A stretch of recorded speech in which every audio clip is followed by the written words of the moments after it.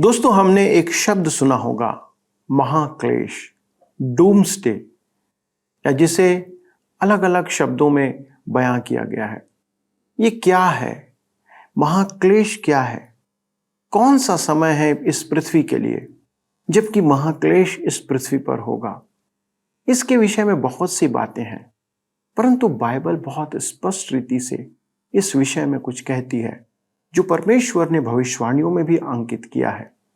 यदि आप जानना चाहते हैं कि यह महाक्लेश या डूम्सडे क्या है, तो आइए मेरे साथ इस अध्ययन में शामिल हो जाइए और जानिए कि परमेश्वर का वचन बाइबल इस महाक्लेश के संदर्भ में क्या कहता है।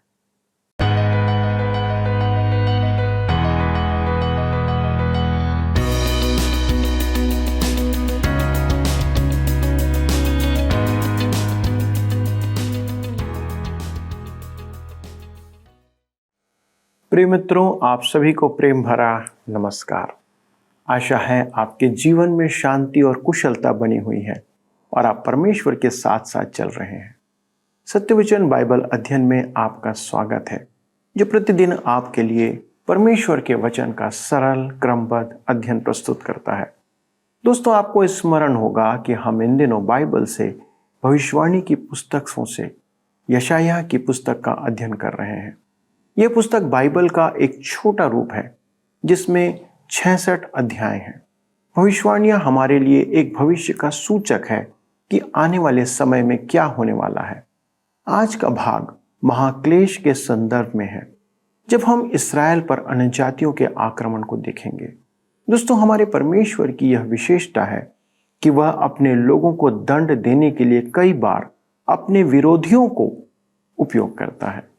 परमेश्वर चाहता है कि हम यह जान लें कि वह यदि हमें बचाने का काम कर सकता है तो वह हमें कठिनाइयों में, परेशानियों में भी डाल सकता है। जब हम उसकी उपेक्षा करते हैं तब हमें यह भी स्मरण रखना है कि वह ही हमें उस परिस्थिति से निकालने की भी सामर्थ्य रखता है। हम देख रहे थे कि परमेश्वर अन्याय के विरुद्ध है और परमेश्वर उन सभी बातों का न्याय करता है जो अन्याय करते हैं। तो चलिए मित्रों, हम परमेश्वर के वचन में आगे बढ़ते हैं और जानते हैं कि महाक्लेश में क्या होने वाला है। मित्रों, आइए आज हम अपने अध्ययन को यशायाह की पुस्तक अध्याय 10 से आरंभ करें, जिसका विषय है इस्राएल पर परमेश्वर के दंड का कारण होने के बाद अशूरों को दंड, महाक्लेश और हर्मगिदोन का युद्ध। मैं एक बार फिर आपको स्मरण कराना चाहता हूं कि भविष्यवाणी की श्रृंखला अध्याय 7 से आरंभ होती है और अध्याय 12 तक चलती है। ये भविष्यवाणियां दुष्ट राजा आहाज के युग में सुनाई गई थीं। उस अंधकार के पृष्ठभूमि में स्थानीय परिस्थितियों के संदर्भ में वह भविष्यवाणी करता है, परंतु उसका संकेत युगों पश्चात उसके पृथ्वी पर राज करने से भी संबंधित है। परमेश्वर के वचन में यह भी एक अद्भुत अध्याय है। इसमें विभिन्न राष्ट्रों के साथ परमेश्वर के व्यवहार के महान सिद्धांत और वृहत योजनाएं दी गई हैं। अध्याय का आरंभ उस युग के न्यायालयों के विवाद से आरंभ होता है। राष्ट्र के न्यायालय में अन्याय मनुष्यों की संस्कृति और परमेश्वर के दंड में परिवर्तित होती है। हम आगे चलकर देखेंगे कि परमेश्वर अशूरों के हाथों अपनी प्रजा को दंड देगा। अशूर का राजा भावी उत्तर के राजा का प्रतीक है, जो इमानुएल के देश पर आक्रमण करेगा। यह भविष्यवाणी यशायाह के निकट भविष्य से परे इस्राएल के अंतिम दिनों के संबंध में है। यशायाह उस समय को उस समय कहकर व्यक्त करता है। अध्याय का अंत उत्तर से आने वाली सेना के आक्रमण और हर्मगिदोन के युद्ध का भयानक चित्रण प्रस्तुत करता है। आइए हम देखें दुष्ट न्यायियों को परमेश्वर का दंड। यशायाह की पुस्तक 10 अध्याय उसके 1 पद में लिखा है, हाय उन पर जो दुष्टता से न्याय करते और उन पर जो उत्पात करने की आज्ञा लिख देते हैं। लिखा है, हाय उन पर जो दुष्टता से न्याय करते, अर्थात उनके निर्णय गलत होते हैं। उन्हें न्याय करना चाहिए परंतु वे अन्याय करते हैं। आरंभ के ये कुछ पद किसी सदाचारी के उपदेश से प्रतीत होते हैं। इसमें ध्यान देने योग्य एक ही भिन्न बात है कि मनुष्य के न्याय के बाद परमेश्वर का न्याय होता है।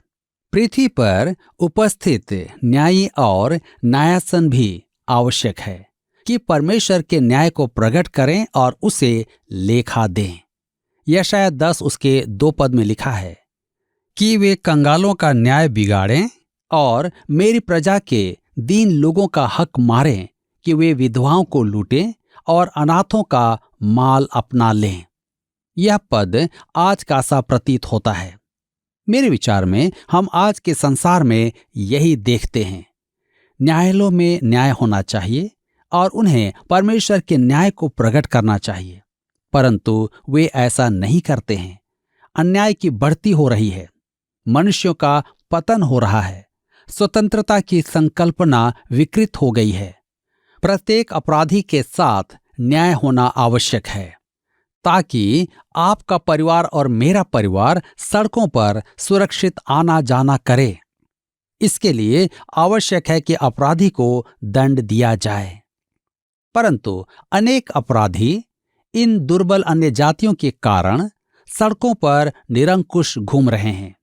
न्यायी आपके और मेरे परिवार को न्याय नहीं दे रहे हैं। आज न्याय के विषय बहुत चर्चा की जा रही है और मैं भी यही चाहता हूं कि अपराधी को दंड दिया जाए, जिससे कि मैं सड़कों पर सुरक्षित चल पाऊं और अपने घर में सुरक्षित रह सकूं। आज स्त्रियां तो रात में सड़क पर सुरक्षित हैं ही नहीं, वरन कुछ स्थान तो ऐसे हैं कि वहां पुरुष भी सुरक्षित नहीं हैं। समस्या कहां है? समस्या हमारे न्यायालयों में है। यही तो परमेश्वर कह रहा है, न्यायालयों में न्याय नहीं है। अब परमेश्वर गरीबों, विधवाओं और अनाथों के बारे में कहता है, उन्हें न्याय की आवश्यकता है। एक बार एक राजनीतिक विश्लेषण कर रहा था कि गरीबों की सहायता के लिए जितने भी कार्यक्रम तैयार किए जाते हैं, वे सब वास्तव में उनकी हानि के लिए ही होते हैं। क्यों?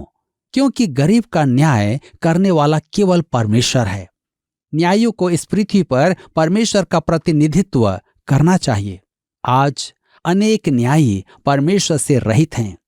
जब तक उन्हें यह बोध न हो कि वे परमेश्वर का प्रतिनिधित्व कर रहे हैं, वे न्याय करने योग्य नहीं हैं। बाइबल पर हाथ रखकर कसम खाने वाले भी विश्वास नहीं करते कि वह परमेश्वर का वचन है।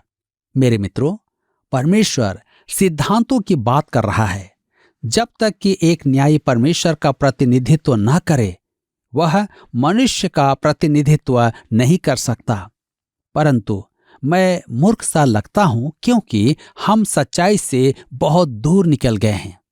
यशायाह 10 अध्याय के 3 पद में लिखा है, तुम दंड के दिन और उस आपत्ति के दिन जो दूर से आएगी क्या करोगे? तुम सहायता के लिए किसके पास भाग कर जाओगे और तुम अपने वैभव को कहां रख छोड़ोगे? परमेश्वर न्यायों से कहता है, तुम्हें मेरा प्रतिनिधित्व करना है। एक दिन ऐसा आएगा जब मैं तुम्हारा न्याय करूंगा। मेरे विचार में प्रत्येक न्यायी को यह समझना आवश्यक है कि एक दिन वह परमेश्वर के सामने खड़ा होगा और उसे इस पृथ्वी पर अपने उत्तरदायित्व वहन का लेखा देना होगा। हमारे न्यायी दयालु हैं। वे अपराधी को दया दिखाना चाहते हैं, परंतु उन्हें अपराधियों का न्याय करना है, चाहे गरीब हो या धनवान। न्याय के दिन अन्यायी हाकिम धर्मी न्यायकर्ता के सामने खड़ा होगा।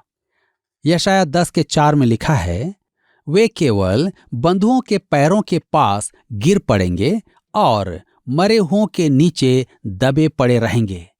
इतने पर भी उसका क्रोध शांत नहीं हुआ और उसका हाथ अब तक बढ़ा हुआ है। ऐसा अन्याय समाज के प्रत्येक वर्ग में दिखाई देता है।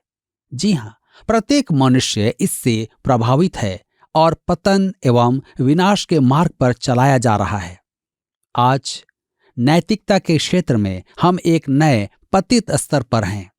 हमने देखा कि इस्राएल में गरीबों, विधवाओं और अनाथों को न्याय नहीं मिल रहा था। और परमेश्वर उन्हें दंड देने के लिए तैयार था। परमेश्वर अशूरों को अपने दंड का साधन बनाएगा और उसके बाद वह अशूरों को दंड देगा। अब हम संपूर्ण भाग के मुख्य विषय पर आते हैं। यहाँ परमेश्वर बाइबल का सबसे विलक्षण कथन प्रस्तुत करता है जो अधिकांश विश्वासियों के लिए बहुत ज्यादा है। मेरे मित्रों, यदि आपको यह बात पसंद नहीं तो परमेश्वर से शिकायत करें, क्योंकि कहने वाला वही है। यशायाह 10:5 में लिखा है, अशूर पर हाय जो मेरे क्रोध का लठ और मेरे हाथ में का सोंटा है, वह मेरा क्रोध है। मित्रों, इस संपूर्ण अंश का मुख्य पद यही है और परमेश्वर के संपूर्ण उद्देश्य पर प्रकाश डालता है। इस पद में लिखा है कि परमेश्वर अशूर को अपने क्रोध का लठ बनाएगा। यह एक विचित्र एवं अद्भुत बात है। आप अपने बच्चे को सुधारने के लिए बेत काम में लेते हैं, वैसे ही परमेश्वर अशूरों को अपने अनुशासन की छड़ी बनाएगा कि उसकी प्रजा सुधारी जाए। अशूर जो विनाश ढाएंगे वह वास्तव में परमेश्वर का लाया हुआ विनाश है। आज के मनुष्य के लिए यह स्वीकार करना कठिन है। यशायाह 10:6 में लिखा है, मैं उसको एक भक्तिहीन जाति के विरुद्ध भेजूंगा और जिन लोगों पर मेरा रोष भड़का है उनके विरुद्ध उसको आज्ञा दूंगा कि छीन छान करे और लूट ले और उनको सड़कों के कीच के समान लताड़े। परमेश्वर यहां तक कहता है कि अशूरी सेनहेरीब को इस्राएल के विरोध में लाने के लिए वह जिम्मेदार है और उत्तर राज्य को बंधुआई में भेजने वाला वही है। अशूर उत्तर दिशा के उस राज्य का प्रतीक है जिसे परमेश्वर अंतिम दिनों में इस्तेमाल करेगा। अनेक विचारकों का मत है कि यह पद पशु का प्रतीक है जो प्रकाशित वाक्य 13 अध्याय के अनुसार समुद्र से निकलेगा और रोमी साम्राज्य का शासक होगा। मैं स्पष्ट कहते हुए झिझकता नहीं कि यह संदर्भ रूस से संबंधित है। क्या आपने ध्यान दिया है कि द्वितीय विश्व युद्ध से आज तक रूस ने सब राजनीतिक युद्ध जीते हैं? अब आप पूछेंगे, परमेश्वर क्या अभक्त रूस को साधन बनाएगा? उसने यशायाह के युग में अभक्त अशूरों को साधन बनाया था कि अपनी प्रजा की ताड़ना करें। हो सकता है कि परमेश्वर उसके सामने हमारा अपमान करने के लिए ऐसा करे कि हमें बुद्धि प्राप्त हो, परंतु हम विवेक नहीं रखते। हम अब भी परमेश्वर के निकट नहीं आए हैं। यशायाह 10 उसके 7 और 8 पद में लिखा है, परंतु उसकी ऐसी मनसा न होगी, न उसके मन में ऐसा विचार है, क्योंकि उसके मन में यही है कि मैं बहुत सी जातियों का नाश और अंत कर डालूं। क्योंकि वह कहता है, क्या मेरे सब हाकिम राजा के तुल्य नहीं हैं? यदि आप अशूर के राजा से पूछते कि क्या परमेश्वर उसे इस्राएल के दंड की छड़ी बनाए हुए है, तो वह स्वयं पर हंसता। यदि आप रूस से पूछें कि क्या वे परमेश्वर का साधन हैं, तो उनका शासक बहुत हंसेगा। उनके लिए ऐसी बातें उपहासजनक हैं। अशूर कभी नहीं मानते कि वे परमेश्वर के नियंत्रण में चलाए जा रहे थे। उन्हें हर स्थान पर महान विजय प्राप्त हुई, अतः वे घमंड से भरे हुए थे और अपने वास्तविक स्थिति के प्रति अंधे थे। वे और उनका घमंड उनकी शक्ति और वीरता पर था, क्योंकि उन्हें सब जगह विजय प्राप्त हुई थी। आज भी अनेक राज्य परमेश्वर द्वारा उसके उद्देश्य पूर्ति के निमित्त काम में लिए जा रहे हैं, परंतु वे सोचते हैं कि वे बहुत महान और बुद्धिमान हैं। यशायाह 10 के 12 पद में लिखा है, इस कारण जब प्रभु सियोन पर्वत पर और यरूशलेम में अपना सब काम कर चुकेगा, तब मैं अशूर के राजा के गर्व की बातों का और उसकी घमंड भरी आंखों का पलटा दूंगा। जब परमेश्वर अशूरों के हाथों अपना उद्देश्य पूरा कर लेगा, तब वह उन्हें भी दंड देगा। जी हां, वे बचेंगे नहीं। इतिहास इसका गवाह है। यशायाह स्पष्ट करता है कि परमेश्वर पृथ्वी के सब राष्ट्रों को अपने नियंत्रण में चलाता है और उनका न्याय करता है। अब वह एक सीधा प्रश्न पूछता है। यशायाह 10 उसके 15 पद में, क्या कुल्हाड़ा उसके विरुद्ध जो उससे काटता हो डींग मारे, या आरी उसके विरुद्ध जो उसे खींचता हो बड़ाई करे? क्या सोंटा अपने चलाने वाले को चलाए, या छड़ी उसे उठाए जो काठ नहीं है? कल्पना कीजिए कि आप जंगल में जा रहे हैं और आप सुनते हैं कि कोई अपनी प्रशंसा में कह रहा है कि उसने एक बहुत बड़े पेड़ को काट दिया है।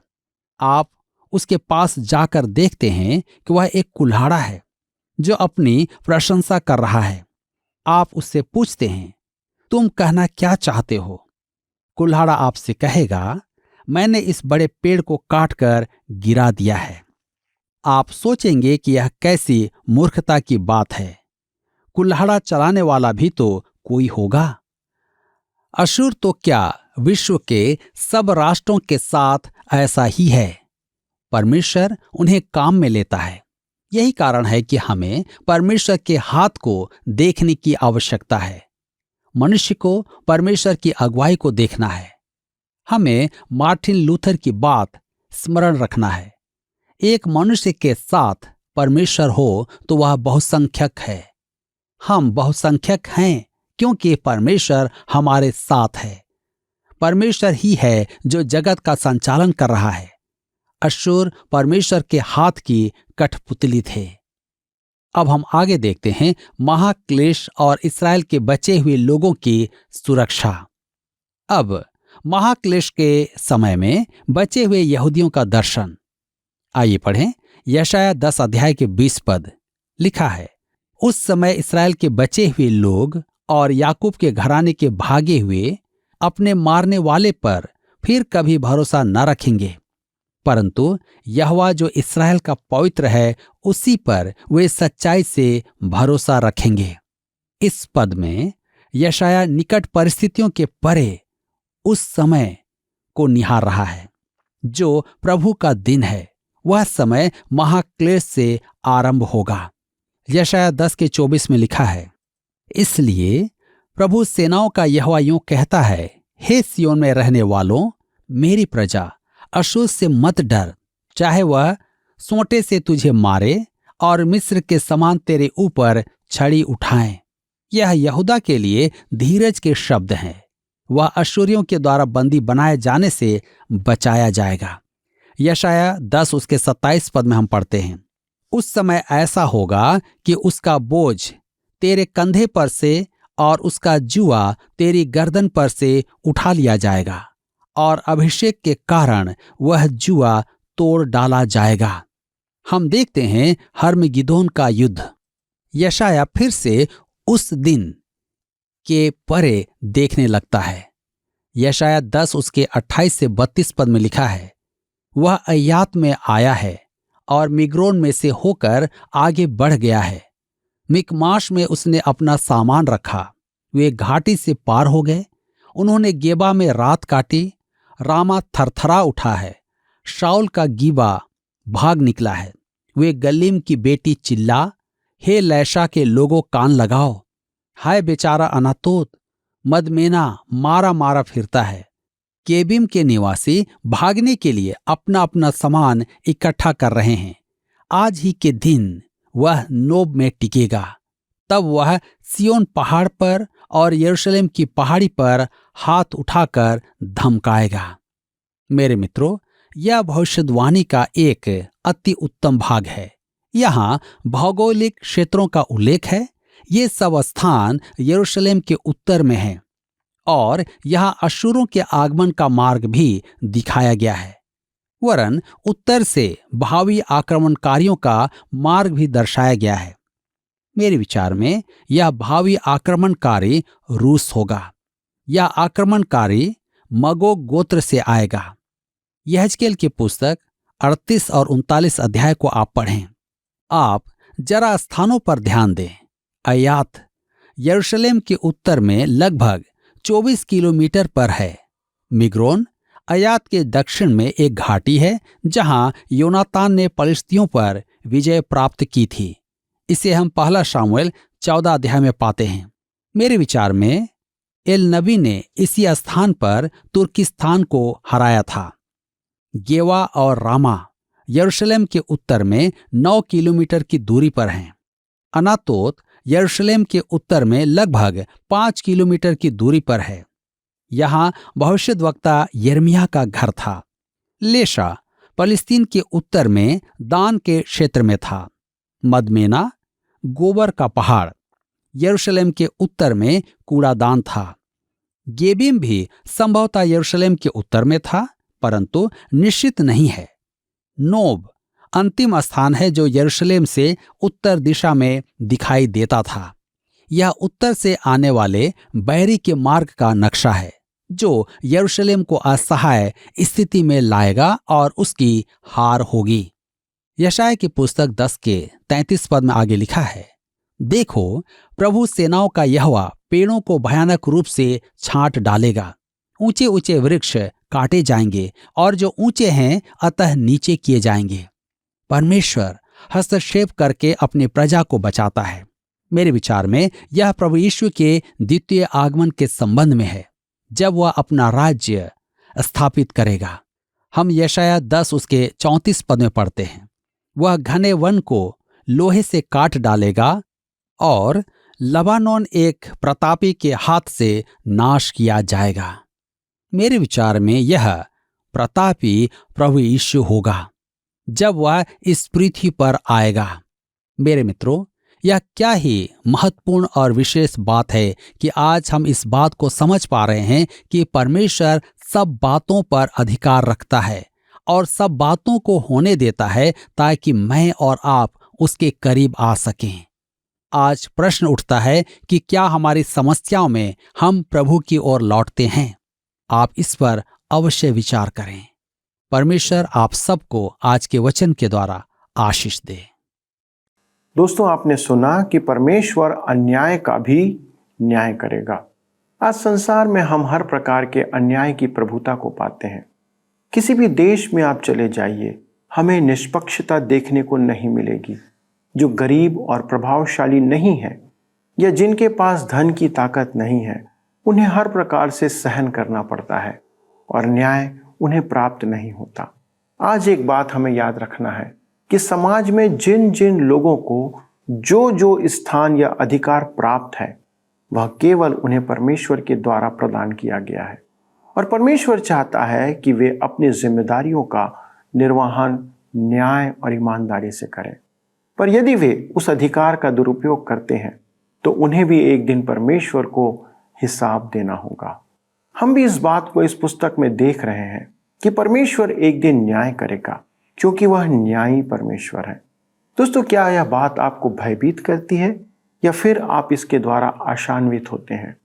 भय का कारण न्याय का सामना करना है, और यदि आप परमेश्वर पर आशा लगाए हुए हैं तो एक दिन आपकी आशा निश्चित पूरी होगी। वह दिन शीघ्र आने वाला है जब परमेश्वर अपनी सामर्थ्य से सबका न्याय धर्म से करेगा। दोस्तों, हमारे आनंद का कारण यही है क्योंकि परमेश्वर सच्चा है और वह झूठ नहीं बोलता। हमारे लिए आवश्यक है कि हम उस आशा में अपना जीवन विश्वास योग्यता और न्याय के साथ जीते रहें। आइए हम धन्यवाद और प्रार्थना करें। स्वर्गीय पिता, हम धन्यवाद देते हैं कि आप एक न्यायी परमेश्वर हैं। न्याय का दिन शीघ्र आने वाला है और पिता परमेश्वर उन सब लोगों के लिए जो अन्याय करते हैं, अधर्म पर चलते हैं, उनके लिए वह भय का दिन है। परंतु जो आपके साथ चल रहे हैं, धार्मिकता का जीवन जी रहे हैं, आप पर आशा लगाए हुए हैं, उनके लिए वो ऐसा समय होगा जब उनके कामों का प्रतिफल और उपहार और पुरस्कार आप उन्हें प्रदान करेंगे। पिता, हम धन्यवाद देते हैं हमारे इन सब प्रिय दर्शकों के लिए जो बड़ी विश्वास योग्यता से आपके वचन का अध्ययन और मनन प्रतिदिन करते हैं, क्योंकि वे आपसे प्रेम रखते हैं। पिता, उनके हृदय में आपके लिए अपार स्थान है, सम्मान है, और प्रभु हमारी विनती है कि आप उनके हृदय में वास करें, उनके हृदय पर आप प्रभुता करें, उनके जीवन को आप संचालित करें, प्रभु, जो दुविधा में हैं, जो किसी परेशानी में चल रहे हैं, जिन्हें निर्णय लेना है, प्रभु आप उनकी सहायता करें कि वे सही मार्ग पर आगे बढ़ने पाए। विशेष तौर पर हमारे जवानों के लिए प्रार्थना करते हैं जो विवाह के योग्य हैं। अनुग्रह करना पिता कि हमारे सारे जवान बच्चे आपकी ओर से निर्धारित अपने जीवन साथी को प्राप्त करें और एक ऐसा जीवन जिए, एक ऐसे परिवार की स्थापना करें जो मसीह यीशु को प्राथमिकता देता और उस पर विश्वास रखता है। पिता परमेश्वर, हमारी सारी विनती को हमारे दर्शकों के साथ मिलकर आपके चरणों पर रखते हैं और इसे प्रभु यीशु क्रिस्त के नाम से मांगते हैं, आमीन। दोस्तों, आज के अध्ययन के संदर्भ में यदि आपके पास कोई प्रश्न है तो कृपया हमारे साथ आप साझा करें, हम उसका उत्तर आपको देने का प्रयास करेंगे। अगले प्रसारण में इस अद्भुत अध्ययन को आगे बढ़ाएंगे। तब तक परमेश्वर के साथ चलते रहें और उसके साथ न्याय की कामना करते रहें। प्रभु आपको आशीष दे। आइए प्रश्नों को देखें। पिछले प्रश्न का उत्तर है बी, द्वितीय। यशाया अध्याय 9 पद 6 में जिस बालक के उत्पन्न होने की भविष्यवाणी की गई है वह यीशु के द्वितीय आगमन पर पूरी होगी। आज के अध्ययन पर आधारित प्रश्न है, न्यायाधीश इस पृथ्वी पर खाली स्थान का प्रतिनिधित्व करते हैं। ए, सरकार, बी, राजा, सी, देश, डी, परमेश्वर। मित्रों, इस प्रश्न का उत्तर हमें कल सुबह 6 बजे से पहले विकल्प ए, बी, सी या डी के साथ अपना नाम, पता, स्थान के साथ 9651433397 पर SMS या WhatsApp करें। सभी विजेताओं को विशेष पुरस्कार प्रदान किए जाएंगे। धन्यवाद। क्या आपको यह कार्यक्रम पसंद आया? अभी हमें एक मिस कॉल करें और आप अगले विजेता हो सकते हैं।